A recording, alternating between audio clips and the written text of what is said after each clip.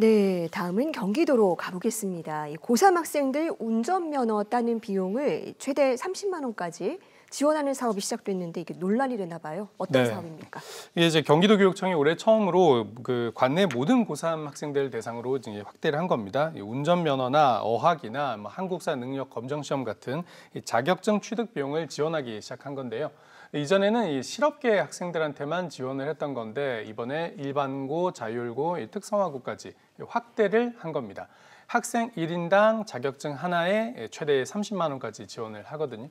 학생들 반응은 일단 긍정적입니다. 교육청이 가수요 조사를 해봤는데 응답한 학생들 가운데 72%가 이 제도를 원한다라고 답을 했습니다.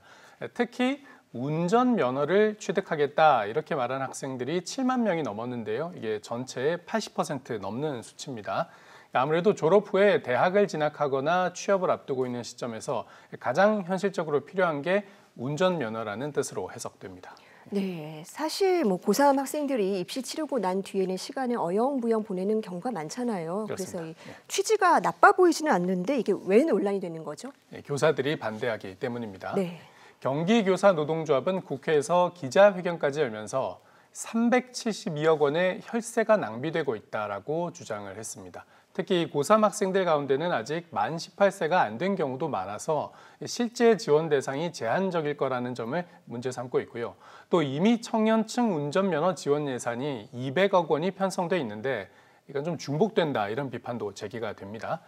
비용 문제만 있는 건 물론 아닙니다. 업무 부담이 늘어난다는 점이 불만이 생기는 큰 이유 중에 하나인데요.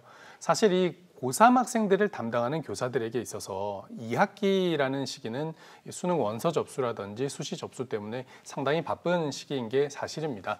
네. 담임 교사들은 이제 입시 상담이나 취업 지도에 쫓기고 있는 상황인데 여기에 이 학생들의 운전면허를 취득하게 하기 위한 이 행정 업무까지도 함께 됐다 이런 불만이 큰 상황입니다.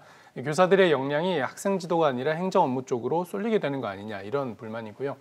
내년 지방선거를 앞두고 임태교육감이 선심성 정책을 쓰는 거 아니냐 이런 비판도 따라 나오는데 도교육청은 학생들의 사회 진출 역량을 돕기 위한 사업일 뿐이지 선거와는 무관하다고 선을 그었습니다. 네, 나름의 고충이 있었네요.